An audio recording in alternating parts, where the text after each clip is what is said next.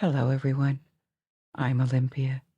Thank you for being here with me in this wonderful place called Lights Out Library, and I have a great story to tell you. A couple of years ago, we reviewed the history of three colors: blue, red, and green. The cultural history, that is to say, how mankind around the world and at different periods looked at these colors, what their meaning, symbolism, and status were, as well as how pigments were obtained, whether for dyeing textiles, coloring objects, or creating art. Tonight we are going to expand on that by looking at three other colors: yellow, black, and white. In physics, more specifically in optics, black is not considered a color. It occurs when there is no visible light. It is not a wavelength. White is also sometimes questioned in physics. It is a color, the combination of all visible wavelengths of the electromagnetic spectrum. But in traditional color theory, it is often not seen as one, because a color in that context has to correspond to a different wavelength. Culturally, and in everyday language, however, black and white are obviously colors, which is why they deserve to be included. Both are particularly rich in symbolism, but we will delve into that. And now, before we begin, if you wish to, you may close your eyes and allow yourself to forget about any worries. Assume a comfortable position. Maybe move a bit to settle. Take a long, deep, relaxing breath, and when you slowly exhale, feel your shoulders drop. Release the tension in your neck. Let your face soften and your jaw relax. Make sure your fingers are not clenched and that your legs are relaxed too. And allow the sound of my voice to guide you through this journey. And now, off we go. Our first topic is going to be the color yellow. It exists in nature without being very abundant. We could think of a few flowers or fruits like lemons. There are animals with yellow or yellowish colors, from wasps to tigers. There are landscapes that can be mostly yellow, such as sandy deserts, and obviously there is the sun, which can take different hues. But yellow is typically the color that best evokes it. It was also one of the first colors to be used in human art. If we judge by cave paintings, different shades of yellow were used in painted caves around the world during prehistory. Examples include Blombos Cave in South Africa, dated to 100,000 years ago, sites in Ethiopia and Australia as well, and European caves like Altamira in Spain and Lascaux in France, which is 17,000 years old. The pigment used to obtain this yellow color in all of them was yellow ochre. I told you about it when discussing all the reds and brownish colors used in cave art. Ochre is a natural pigment that consists primarily of iron oxide, together with other compounds that give it a wide variety of colors: clay, silica, and sometimes traces of other elements like manganese. Yellow ochre ranges from pale yellow to golden or deep yellow, depending on its purity and particle size. It was mined from surface or shallow deposits, washed to remove impurities and sand, and then ground into powder for use as paint. Its use lasted long after prehistory. Yellow ochre is found on the walls of Egyptian tombs. It served both as paint for murals and as a cosmetic. The Romans and Greeks also used it for wall painting. Aboriginal people in Australia have long used yellow ochre for art on rock or bark, and it was still in use in medieval and Renaissance palettes for frescoes, watercolors, and even for dyeing textiles. It was cheap, abundant, and reliable because the color hardly fades over time. Nowadays, it has largely been replaced by synthetic pigments, but some artists still use yellow ochre for its natural origin and warmth. It is literally dirt or soil turned into color for art. A less common natural pigment was what is called orpiment, arsenic sulfide, a compound and crystal made of arsenic and sulfur. It was very appealing as a pigment because it produces a range of vivid yellows, from orange yellow to lemon yellow. It may look golden with shimmering highlights and was often described as resembling gold. The problem is that arsenic sulfide is highly toxic due to its arsenic content, which can cause poisoning through inhalation, ingestion, or more problematically, skin absorption. That was a major issue in antiquity because its toxicity was ignored or overlooked, and it served as a makeup powder in different cultures around the Mediterranean. The realization that it was dangerous really happened only a couple of centuries ago, and nowadays it is very rarely used, mostly for the restoration of old works with their original pigments. It is far less common than yellow ochre. Orpiment was mostly found either near volcanoes and hydrothermal veins where sulfur-rich compounds reach the surface, or in a few ore deposits. Yet another source of yellow was the plant-based pigment saffron, which may be renewable because it comes from a plant, but it was still highly sought after and expensive because collecting it is extremely labor-intensive. As a result, its use from India to the Mediterranean world was often limited to royalty or ceremonial purposes.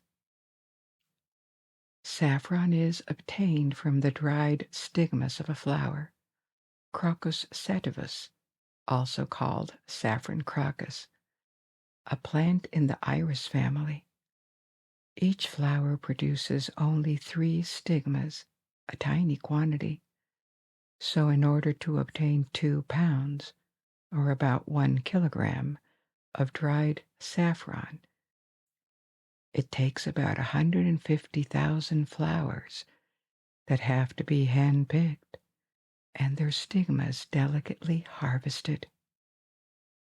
It is believed that the use of saffron began in the ancient Eastern Mediterranean and is found on frescoes and referenced in texts associated with the Minoan civilization in Crete. From there, it spread to Persia, India, and westward to Rome, and later to Spain, where it was introduced in the 8th century AD. Saffron is also a spice used in very small quantities, more for color than taste, and its price remains very high today, often more than $5,000 per kilogram. Why all the effort to produce it then? Because as a pigment, it gives a vivid, luminous yellow-orange hue, and it has a very strong tinting powder, even in small quantities. For art, for painting, saffron was ground into powder and mixed with binders like gum arabic, egg tempera, or oil.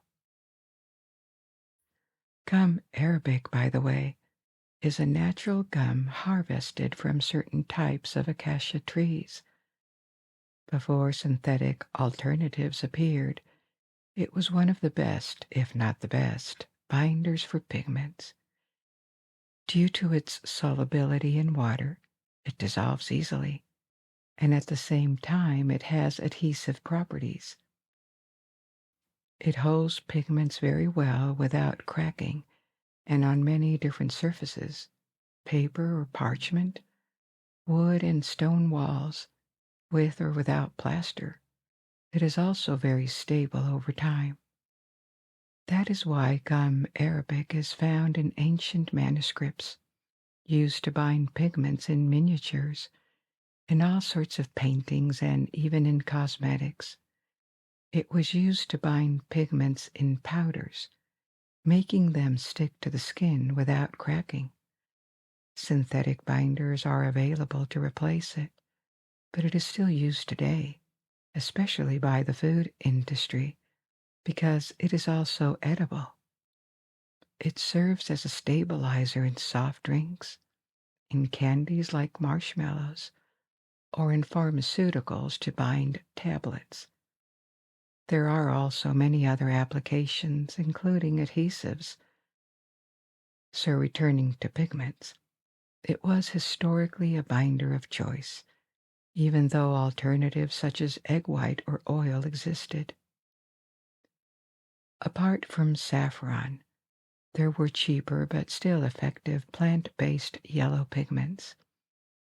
One of the earliest and more common, used in particular by the Chinese to dye silk yellow, was gardenia. The fruits and the seeds of the gardenia yield a clean, bright yellow. Another source was the bark of the cork tree. The inner bark of these trees provides a golden yellow that works particularly well on silk. It was widely used in China, where the color yellow came to be reserved for high-status people. We will come back to this in a minute. There were other sources of yellow pigments in plants, such as pagoda trees, or turmeric. Turmeric is a common ingredient in many curries, which was particularly popular in Southeast Asia. The underground stem and roots of turmeric yield a coloring compound, curcumin, which has a bright yellow hue. The plant is native to India, and it could be cultivated on a relatively large scale, providing an accessible dye and, obviously, a spice for human consumption. The color is rather intense. The only downside of turmeric is that as a pigment, its permanence is limited. It fades with light, and on textile fibers, it tends to wash away over time. There are mineral pigments like ochre that are more permanent. But despite this, turmeric was used extensively for dyeing textiles and for painted decoration in India and beyond. It became a popular spice as well, and it acquired cultural importance throughout South and Southeast Asia. So like for red pigments, you can see that early on, a wide variety of yellow pigments appeared around the world, providing options for painting and dyeing. I did not mention it because it's not really a pigment. But gold was obviously used too for ornaments of all kinds. This variety of yellow pigments reflects the importance given to this color across ancient cultures. Everywhere it acquired a specific meaning and status.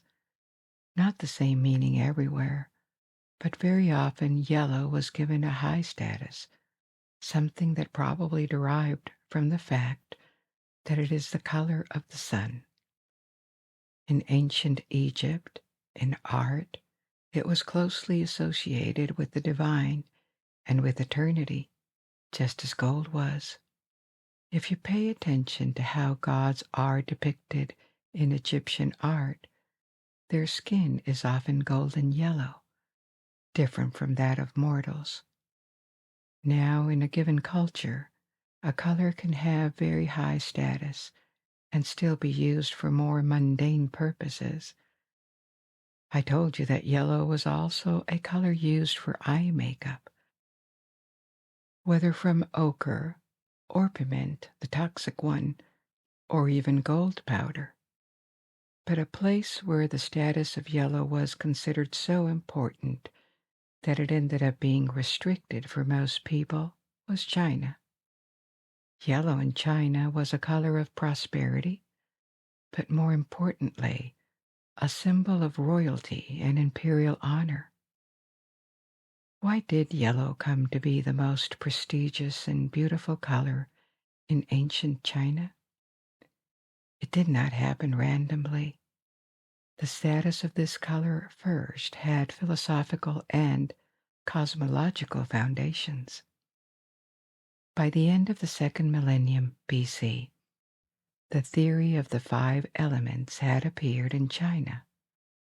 Actually, 5 elements is a translation of the Chinese term wuxing, a translation that can be a bit misleading because it causes confusion with the theory of the 4 elements in ancient Greece. These 4 Greek elements, air, fire, water, and earth, were seen as static elements. They were thought to be the components of everything material, combined in different proportions. Because we are familiar with these 4 elements, it is sometimes believed that the 5 Chinese elements are the same concept, just with one more. Air is not one of them. The 5 Chinese elements are wood, fire, earth, metal, and water. But the point is that these elements in China were not seen as static. They were more like 5 different phases, 5 processes. They were seen as dynamic and ever-changing forces or energies that flow, generate things, and control one another. And so, wood, fire, earth, metal, and water are phases of these essential forces that constantly transform and were thought to affect more than matter alone. They were believed to explain the interactions, cycles, and relationships of all things in the universe, from natural phenomena to medicine, politics, and human affairs in general. For what interests us tonight, the color yellow, this color was symbolically attributed to one of these phases or elements, earth. And earth was seen as the central stabilizing force among the 5. It represented the concepts of balance, nourishment, and centering, metaphorically and also literally, as a center of the world. So the symbolic meaning of yellow, anchored to the element earth, evolved to embody a concept of cosmic centrality, the color around which everything revolves and that harmoniously binds all things together. Aware of the importance of symbols in politics and power, the first emperors of unified China, from the 3rd century BC onward, adopted yellow as their exclusive color. This association between emperors and yellow strengthened under the Han Dynasty from 206 BC to 220 AD. A rich golden yellow, also called imperial yellow, was reserved strictly for the emperor. It became forbidden for anyone else to wear it. Not all yellows were prohibited. Other hues could still be used, but culturally, people knew that yellow was not a color to be worn lightly, except by dignitaries and high-status individuals in general. Wearing it became inappropriate for centuries. The traditional robes of emperors were yellow and featured dragons with 5 claws, another imperial symbol. But yellow also extended to the decoration around them. Palaces and temples and roofs with yellow tiles. These were abundant around the emperor. The restriction of yellow happened in stages. At first, it was more of a recommendation. The first restrictions on civilian use emerged during the Tang Dynasty, that is, from the 7th to the 10th centuries AD. They weakened after the Tang, during a time of fragmentation in China. But when the country was reunified under the Ming Dynasty in the 14th century, strict laws were enforced that prohibited commoners from using yellow. It became very explicit. Aristocrats could still use it, but they would not wear the imperial yellow variety. Under their successors, the Qing, the exclusivity of yellow reached its peak. Bright yellow was now forbidden to all, even the most noble members of the court, except for the emperor. Even members of the imperial family had to use subdued shades that did not shine as much. To some people distinguished by their service to the emperor, a high honor called the imperial yellow jacket could be awarded. It was incredibly prestigious because it signaled proximity to the throne. In practice, it was reserved for select officials or bodyguards. Under the Ming and Qing, violating the restrictions on yellow could be severely punished. Outside of clothing, the rules were slightly more relaxed, and there are examples of yellow in art, for example on porcelain pieces from the Ming and Qing periods. But even there, yellow was used to express sacredness or prestige. It was not a color to be used lightly. Of course, since the 20th century and the end of imperial China, these prohibitions have been lifted, and yellow has lost much of its sacred symbolic charge. But still today, yellow in China evokes prestige, authority, wealth, good luck, and stability.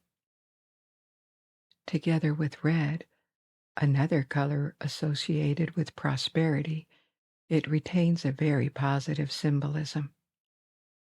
Elsewhere around the ancient world, yellow also tended to have a positive aura. In India, where it was obtained from turmeric, as we saw, or from saffron for ceremonial and royal garments, yellow was also a color linked to prosperity in Hindu traditions, as well as to merchants, peace, and knowledge. In Japan, it was a color used to denote positive qualities in paintings and textiles, qualities such as courage, nobility, and refinement.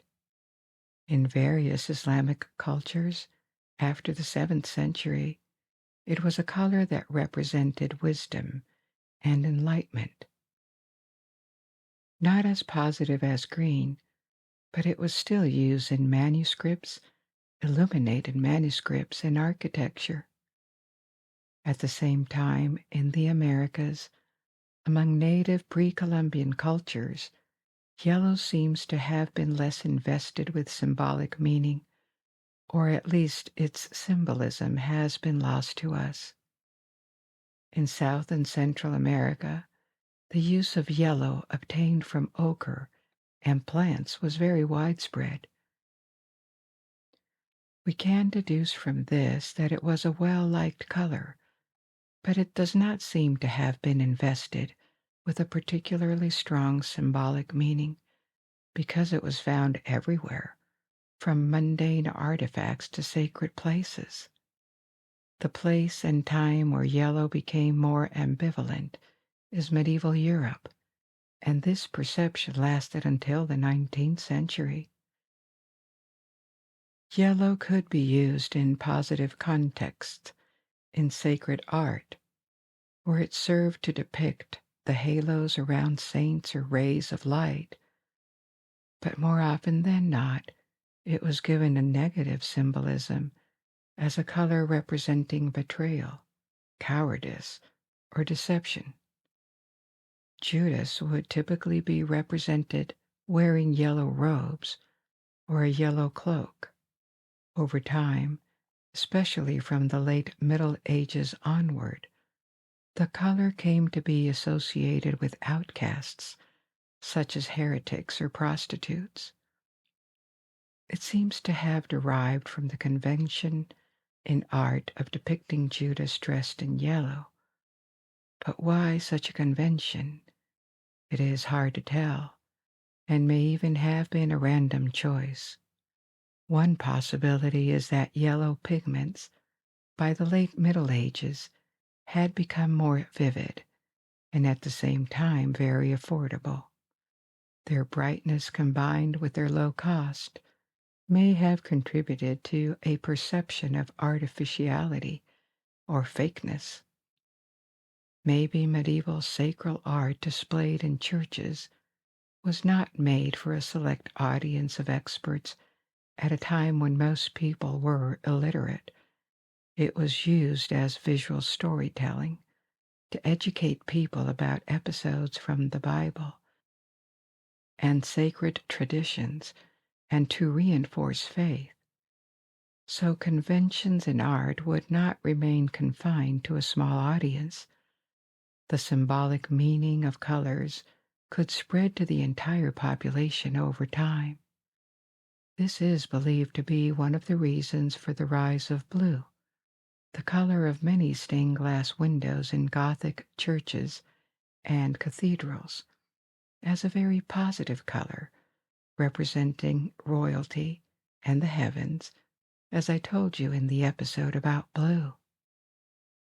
So it is uncertain how and why it began, but yellow became the color of Judas, a symbol of treachery, greed, and cowardice in Christian tradition, as the disciple who betrayed Jesus. Around the 12th or 13th centuries, it had become a convention throughout Christendom, at least in Western Europe.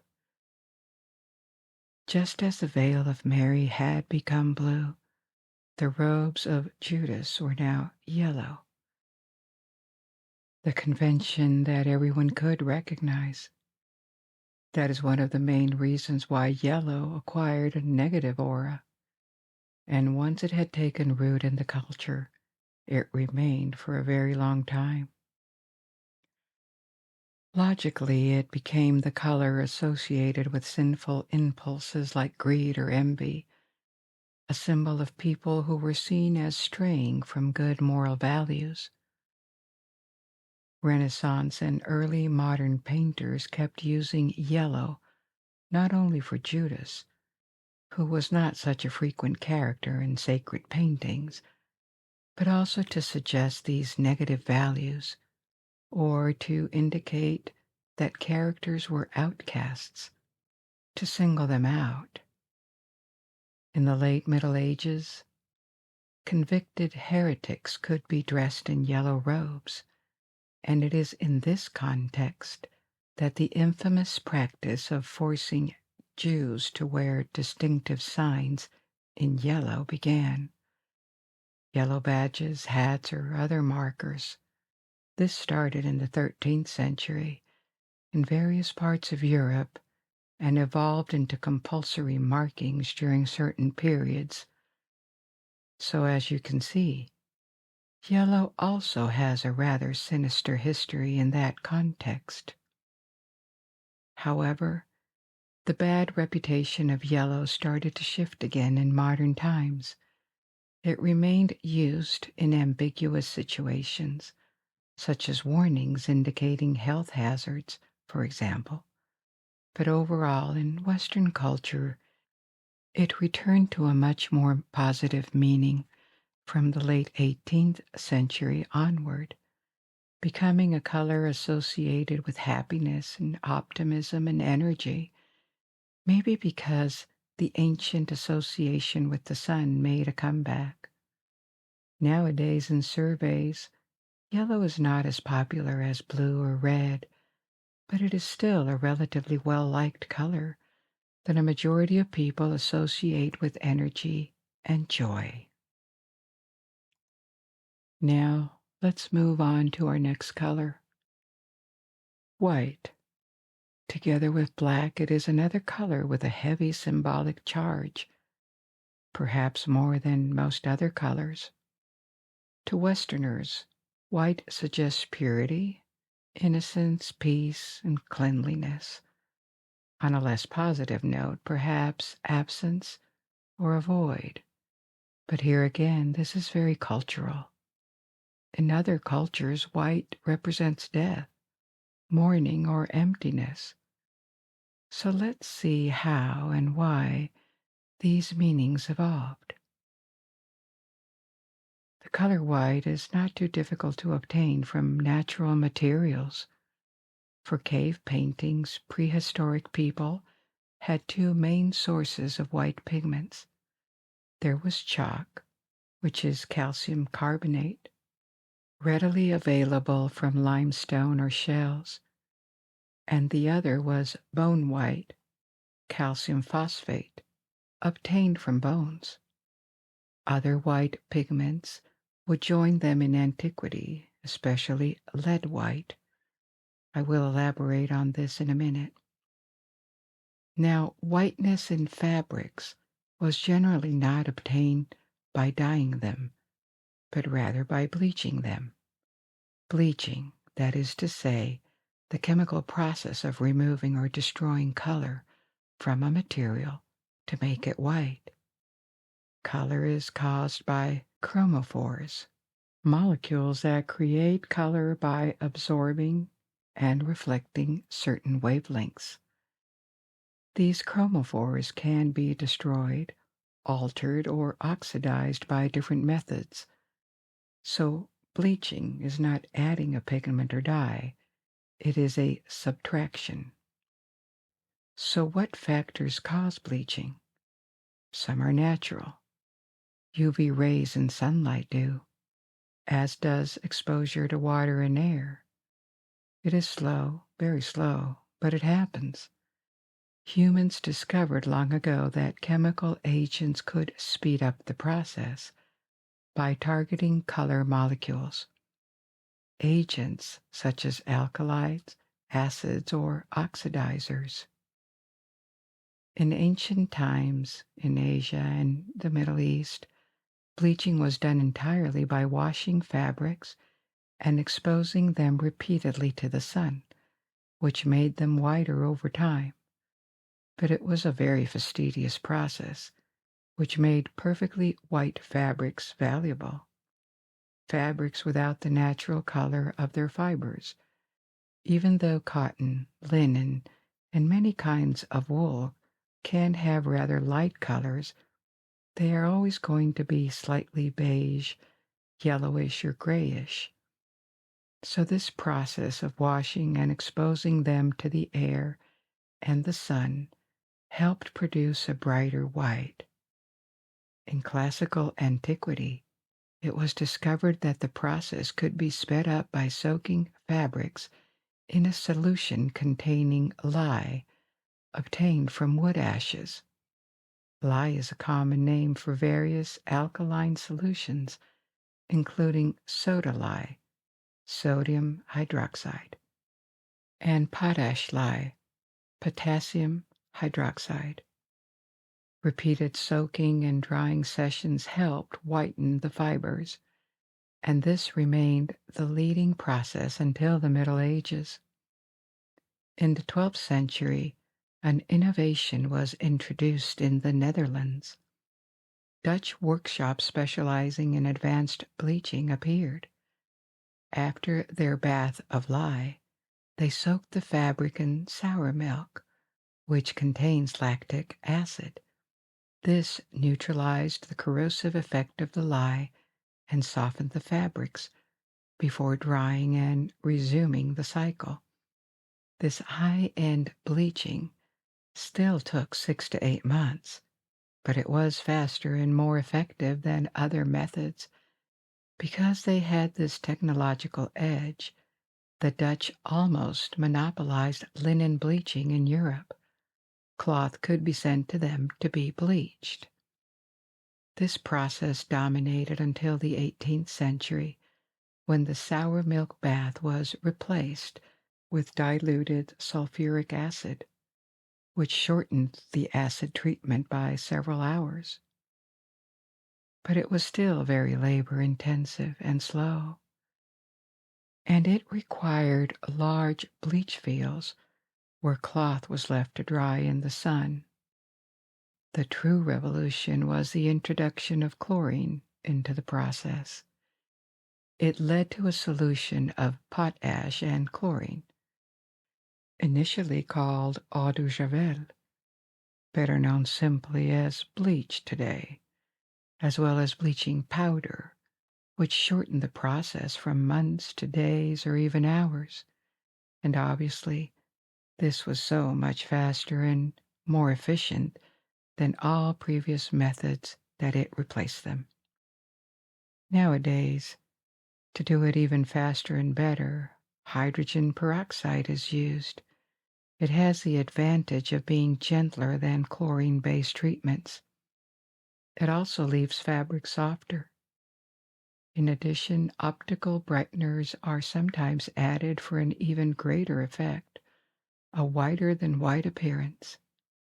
In the end, bed sheets, towels, or wedding dresses, that is what makes white particularly bright and appealing. Bleaching was not limited to textiles, by the way. It was also used for paper and in modern cleaning products. The same chemical concept of removing color and stains through oxidation is applied there as well. I told you that early white pigments for painting included chalk and bone white. To these, a very white, but also very toxic compound was added during the Bronze Age, lead white. So what is it? It is a very white pigment containing mainly lead carbonate. Chemically, this is lead, carbon, and oxygen. It can be found naturally, and this is how it was first exploited, starting about 5,000 years ago. In the first millennium BC, synthetic lead white began to be produced in China and Greece by corroding metallic lead with acid, typically vinegar, in a moist environment with a source of carbon dioxide. The reaction produced lead carbonate. This process was somewhat expensive and labor-intensive, but it provided a reliable source of the pigment. Both artists and cosmetic makers liked it a lot because it gave a warm, creamy white. It worked very well when mixed with oil. It offered good coverage, dried quickly, and did not fade or turn yellow. The perfect pigment. Almost. For this reason, it was used in makeup and paint, and this lasted until the 18th century. Of all those master paintings you have seen from the Renaissance to the early 19th century, most contained lead white. The downside, and it took a long time to accept it, was its toxicity through inhalation of dust or prolonged skin exposure. Lead white caused lead poisoning, which in the long term can lead to neurological damage in particular, among other health problems. Note that the risk was not ignored entirely.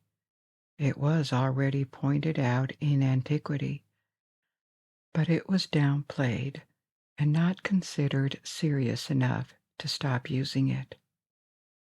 The old medical term for lead poisoning was Saturnism, a term that came from alchemy because the element lead was associated with the planet Saturn. In fact, in medieval and early modern medicine, lead itself was sometimes called Saturn. Saturnism hit hard in ancient Rome because it went far beyond lead white. The Romans used lead to make many things: pipes, cookware, cosmetics, and even additives mixed into wine to sweeten it. So logically, Saturnism became widespread in ancient Rome. There were even theories in the 20th century claiming that lead poisoning could have been a major cause of the decline of the Roman Empire. Most historians take this idea with a grain of salt. They are cautious about an explanation like this because lead poisoning certainly did not help, but it is not as though a majority of Romans ever showed symptoms of Saturnism. So it may well be the kind of one-factor explanation that does not really hold up when examined closely. But still, it was a significant public health issue in ancient Rome. So in the 19th century, other pigments finally replaced it, especially zinc white and later titanium white. In antiquity, white could be an ambiguous color. On the more positive side, it was linked across many cultures to purity and sacredness, and it sounds logical. Of all colors, it is the clearest one, the easiest to stain, and an immaculate white fabric or object can look precious or fragile simply because of that. As we saw when talking about bleaching, it also took a lot of time and effort to obtain a really bright white at the time, which made it even more unique and appealing. So in different African cultures around the Mediterranean world, in the Middle East, as well as in Hindu and Buddhist traditions, white came to be associated with sacredness, from priests in Greece, Rome, and Egypt, to the Muslim pilgrim or the Christian being baptized. White signals something sacred, the authority of a priest, the purity of a faithful person or of a bride, the innocence and virtue of the person who wears it. It is also a color of peace. These meanings are certainly still with us today in many myths. A white object or animal signals that it is special and often even of divine origin. In Celtic and Arthurian legends, there is a white stag or deer. Hindu traditions have a white elephant, Airavata, the mount of the god Indra. Greek mythology has the winged horse Pegasus, born from Poseidon, the god of the sea and horses, and also a white bull, sent by the same Poseidon to the king of Crete, a white bull that fathered the Minotaur. In South Africa, there are various legends featuring white lions, believed to be gifts from the sun god or spirits of past kings. In the North American Lakota tradition, there is a white buffalo, a sacred symbol of prosperity and spiritual guidance. China had white peacocks believed to be good omens, heralding peaceful and prosperous times. So white had this almost universal status, indicating something special, pure, divine, generally auspicious. Yet at the same time, it also became a color symbolizing absence and loss, a color of mourning, and not just in Asia. Already in ancient Egypt, white could evoke death, nothing really violent, but rather the emptiness and silence associated with it. In Western cultures, black has almost completely replaced white as a color of mourning, but this happened only in the past few centuries. Before that, the two colors competed in that context. In Europe, a few centuries ago, children would sometimes be dressed in white during mourning periods and when the deceased was unmarried. White could be the color worn by everyone instead of black, to signal the purity of the deceased and of the person in grief. Queens, during certain periods, would also dress in white after the death of a king. So white was never as common as black as a color of mourning, but it competed with it. The perception was that white was appropriate in that context, standing at the intersection of purity, sacredness, and on the other hand, emptiness and loss. And nowadays, in much of East Asia, in China, Korea, Japan, historically, though less so today, as well as in India and parts of the Middle East, white is the color of funerals. It still carries this sense of purity and virtue, while acknowledging that it can also represent absence. In China, where the tradition of wearing white for funerals is very ancient, we return to the theory of the 5 elements that we discussed earlier when talking about yellow. I told you that yellow was associated with the element earth. White was the color of metal, and this gave its associations with autumn, with the west, where the sun sets, and with death. Not the most positive or joyful of connections. The practice of wearing white at funerals to signal grief began about 3,000 years ago. It was already established in the first millennium BC. Rather than pure bright white, people would wear mourning clothes deliberately left in their natural undyed state, so they were whitish rather than perfectly white. This contrasted with the dyed clothes worn the rest of the time. Here again it signaled a void, a voluntary renunciation of color.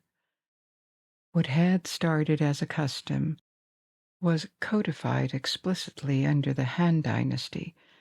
We are now around 2,000 years ago. Contrary to imperial yellow, which was a rule associated with imperial China and was abandoned in the 20th century, obviously, it was considered a relic of the past after the fall of the last emperor, and even more so later, when China became a communist country.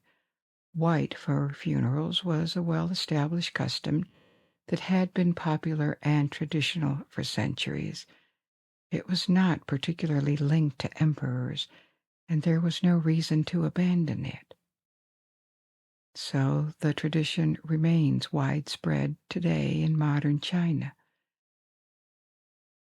Typically, the immediate family of the deceased wears white or hemp-like garments that appear undyed, while the extended family and friends opt for muted colors such as dark blue or black. The one color to avoid is red. That signals joy and would be inappropriate. Now, returning to the West, the association of white with brides' wedding dresses is something that already existed in antiquity, but it was not systematic. Since then, many brides married in other colors during the Middle Ages and the modern period. White was one possible choice. But apart from black, which would have been considered sinister, or yellow, other colors were perfectly acceptable. White dresses made a big comeback in the 19th century among the bourgeoisie, especially during the Victorian era. Actually, Queen Victoria herself wore a white wedding dress, and as the upper classes emulated that fashion, it quickly trickled down through society. Since the 20th century, and probably still today, the majority of brides have worn different shades of white. White has become so strongly associated with bridal wear that you do not see many white gowns outside weddings, because people would immediately think of a wedding dress. Another shift that happened in the 19th century is that white also became the color of cleanliness. It certainly had this aura of cleanliness before, but now that an entire cleaning products industry existed, perfect white and whiter than white became marketing arguments, promises made by manufacturers to their customers. So this association between white fabrics or white surfaces and cleanliness is constantly reaffirmed in advertising. In the 20th century, white also became a color associated with modernity in home decor and architecture. Inside homes, it is good for light, obviously, but not only for that reason. If you sell your home, one of the first things any real estate agent will tell you is that it would be better to paint the walls white because it is also the color of neutrality. Almost everyone can project their life into a home with white walls. There are certainly trends around it. I remember when I grew up in the 80s, there were many cars with bright colors. But these days, everyone seems to pick black, white, and everything in between. Maybe that will change again. But for now, white is the color we can safely default to, the blank canvas that does not bother anyone. Let's move on to our third and last color, black. Technically, the absence of color. If we start thinking about what black means today, mourning may be the first thing that comes to mind. But other facets quickly appear. It can also be a color of luxury and elegance, or of seriousness and solemnity. That applies to black suits and, paradoxically, also to the color of rebellion. The main color of the Caribbean pirate flag, and the color adopted by anarchists in various countercultural movement. In the past, black has even more meanings. In some cultures, meanings such as fertility or harmony. So here again, there are things to unpack around this color and its symbolism. Like yellow and white, black was not too difficult to obtain as a pigment, starting with charcoal. This was the simplest and oldest forms of black pigment, carbon black, and it was used abundantly in cave art, especially to outline drawings together with yellow white, red, and brown. But early on, prehistoric people learned to make better or richer black pigments. They would add manganese oxide, which gives deeper black tones, or they would make what is called bone black. Instead of burning wood for charcoal, they would char animal bones. This yielded a deeper black. And the method was used for thousands of years by painters. In Rembrandt's paintings, for example, and in those of many Renaissance and 17th century painters who used deep, dark backgrounds, bone black was valued for its intensity. It gave a sense of depth, and it mixed well with other pigments.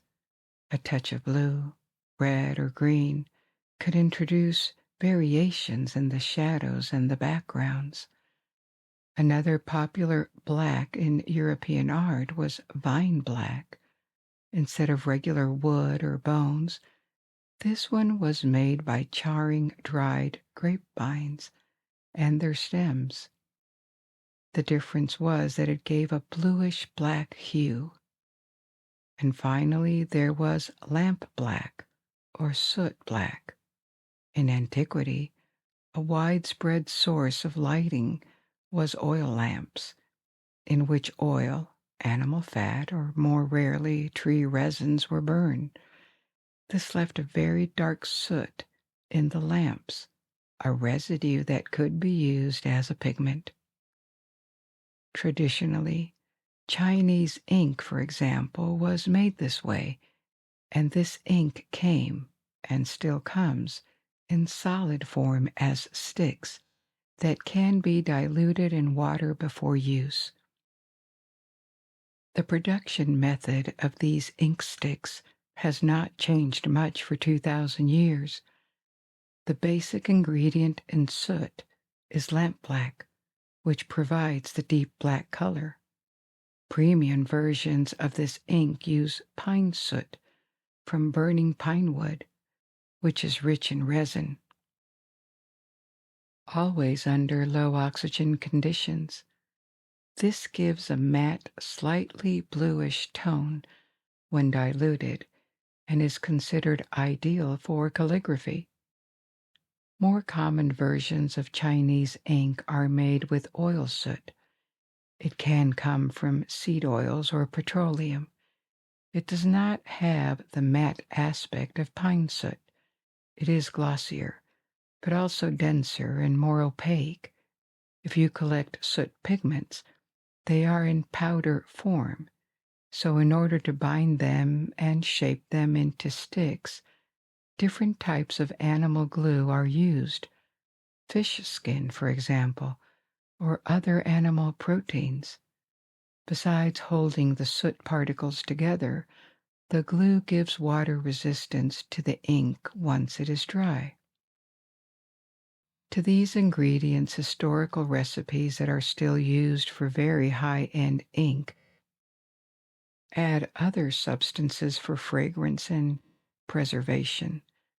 There could be herbs or incense, and for special effects, or simply for the sake of luxury, there could also be jade powder or pearl dust, ground pearls. These ink sticks did not remain confined to China. They spread to Korea and Japan in the first millennium BC, and they are also very traditional there. Nowadays, there are modern and cheaper versions that may use synthetic substitutes. But traditional ink sticks remain prized by artists and calligraphers. Often they are still made by artisans who have perfected and transmitted their know-how for generations. It is hard to tell what meaning prehistoric people associated with black, if any. But in the first civilizations, black was often given a rather positive significance, despite also being the color of darkness, something that could have looked threatening to ancient humans. It seems that because black was a color of silt, water, or in Egypt, of the rich sediments brought each year by the Nile River, it became associated with fertility, life, and rebirth. It was a very positive color for the Egyptians, and like green, another color of rebirth, it was associated with the god Osiris. In ancient China, too, black was seen as bringing good fortune and balance. The link between black and death was really developed in Greece and Rome. To the Greeks, black was a color of the underworld and by extension of mourning. It is documented that since the 6th century BC, the color was worn for funerals and periods of grief, and that was an unusual color to wear for the Greeks. Their clothing was generally either undyed, dyed in earth tones and creams, or simply white, so wearing black was unusual. It was a statement. First, because good black dyes that remained dark on fabrics were difficult or expensive to produce, and on top of that, in the Mediterranean climate, which is often warm, it is not the most practical color to wear because it absorbs heat. So as far as we know from writings and paintings on frescoes or ceramics, black was hardly ever worn outside these situations of grief. This Greek tradition passed on to the Romans, who developed their own funeral attire in black. In the 2nd century BC, a kind of dark toga appeared that became customary for Roman funerals. So this meaning of black as a color of mourning and funerals is another color tradition that was lived on for more than 2,000 years, since we still associate it with mourning across much of the Western world today. But the symbolism of black also diversified in the Middle Ages. On top of its association with death, it became a color of authority and solemnity, used by people who wanted or needed to convey both authority and humility, restraint. Typically, members of the clergy and judges started to dress in black in medieval times, another custom that has survived to this day. Yet another dimension appeared from the 14th century onward, when the aristocracy also started to adopt black for everyday wear, because it had become much more appealing visually. Until then, black dyes were not very good, and black clothes would fade relatively quickly with light and repeated washing.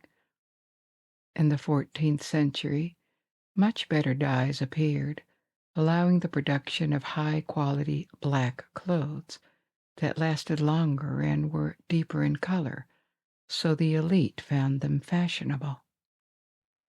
Black garments were a perfect backdrop for jewels and touches of color, and as a result, yet another layer of meaning appeared for black. Black as a sign of luxury and elegance. There were ups and downs in that trend.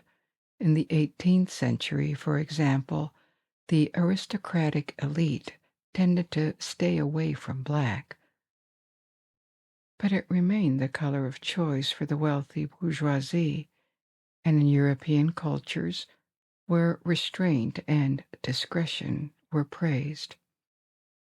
If you look at portraits of 17th century Dutch men, or at the way the Puritans, or more generally men and women of various Protestant denominations, dressed at the time, black dominates. In periods and places where bright colors are viewed with suspicion, because they attract attention and can even seem provocative, black generally becomes the dominant color, a way of signaling virtue or of not standing out. In the 19th century, it was embraced by businessmen and by the European upper bourgeoisie in general, still carrying the same meaning that had existed for several centuries: seriousness, modesty, authority, restraint, and also luxury. As much as red was the color of royalty until blue replaced it, black became the color of quiet luxury and quiet wealth. Still, as always with colors and social trends in general, there is often a degree of ambiguity. Black also maintained, in parallel, a darker meaning. It was the dress code of the clergy, but it also connoted witches and evil in general. The ancient association with darkness and the night never entirely disappeared, and maybe for the same reason, while remaining in the 20th century a major color in fashion and art, and a symbol of modernity, it retained a somewhat subversive dimension. It was claimed by anarchists, and it seems to appeal to people who see themselves or want to project an image of themselves as outsiders or outcasts. Not just anarchists. Hard rockers or moody teenagers are often drawn to black too, and that is paradoxical, given how institutional black is at the same time. We have come to the end of our little journey tonight. I hope you enjoyed this adventure, and I invite you to discover and learn more. Now you can let go and sleep. Or, if you are not sleepy yet, you may pick another story from my ever-growing library. And until we meet again, good night. Sleep well.